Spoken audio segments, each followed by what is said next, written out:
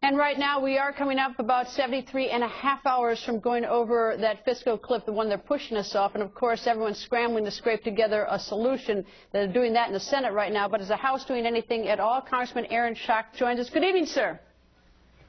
Good evening. Good to be with you, Greta. Nice to have you. And, of course, everybody's blaming everybody else. Republicans blame Democrats. Democrats blame Republicans. And I've always sort of thought that leadership, as it goes a little bit more beyond that, that you all sort of, you have political opponents, but that you rise above it and have solutions for the American people. Where's that leadership?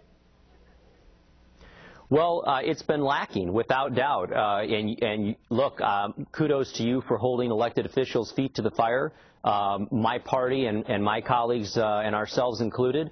I will tell you, it's frustrating. House member. I can't be a House member, a senator, and the president all at once. The House is led. We have tried to be the party of ideas, the body of ideas. As you know, this summer we passed a bill to keep tax rates low for everyone. It's been dead in the Senate. Harry Reid won't take it up. After the election, we said to the president, John Boehner, as you know, got criticism even from my party, saying, look, Mr. President, we'll meet you halfway. We'll give you the $800 billion in revenue. President comes back and says, no, I want $1.6 trillion in revenue. Doubles the number. So then last week he said, all right, let's try and get as many of the hostages out alive. Let's try and keep as many people's taxes from going up, try and create the certainty. And we couldn't get a single Democrat to join with us on a similar bill to what Nancy Pelosi and Chuck Schumer introduced this summer, which was saving all taxpayers $1 million and below from their tax rates going up. Not a single Democrat last week would join with us. So what I'm beginning to believe, Greta, is this isn't a problem of two well-intentioned negotiators not being able to come up with a deal. This is really the House having to negotiate with itself, and the president, who I believe is beginning to show his cards, which is someone who doesn't really want a deal, who for whatever reason believes that it's to his political benefit or a potential gain for us to go over this cliff to try and make us look obstinate in the House, and somehow it's our fault. But we have been trying to negotiate. We've been trying to put ideas out there in good faith. All right, well, earlier today, and obviously I have the president's statement, so I'm going to pick on him. He says, I just had a, quote, good and constructive discussion here at the White House about how to prevent this tax hike on the middle class. And I thought to myself, what does good and constructive mean? What was it? How about some specifics? And, all we hear is this sort of blather about how, I met, I hear it from both sides. It's like, what exactly is it that says good and constructive discussion? Because we have a deadline very close. Amen. And you know what? Enough of the rhetoric. Let's get down to substance and stop changing the rules in the middle of the game. You said during the campaign, the president was very clear, I want $800 billion in taxes. And if I get $800 billion in tax revenue, I'm going to cut $3 for every $1 revenue. So that's $2.4 trillion in cuts. The election's over. He won. I didn't vote for him, but you know what? He won. He got more votes. So John Boehner said, okay, we'll give you the $800 billion in revenue, but let's talk about the $2.4 trillion in cuts. And he won't do it. He won't give us any cuts.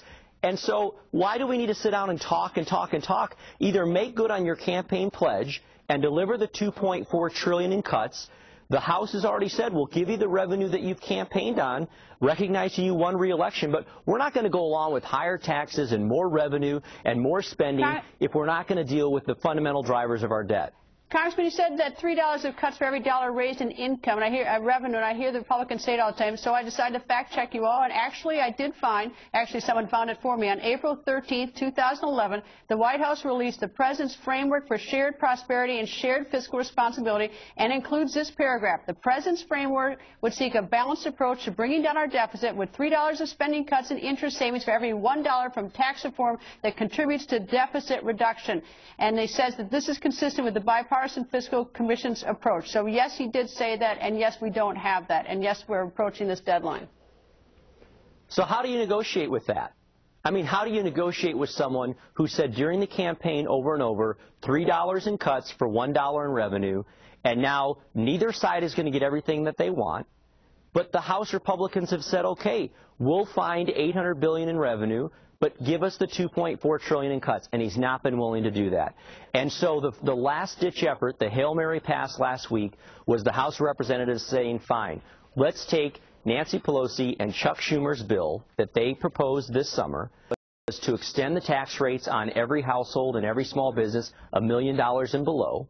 allow them to go up on the $1 million and above, which is the current law on January 1. Let's do that. That ought to be something we can agree on. Mind you, let me just add this.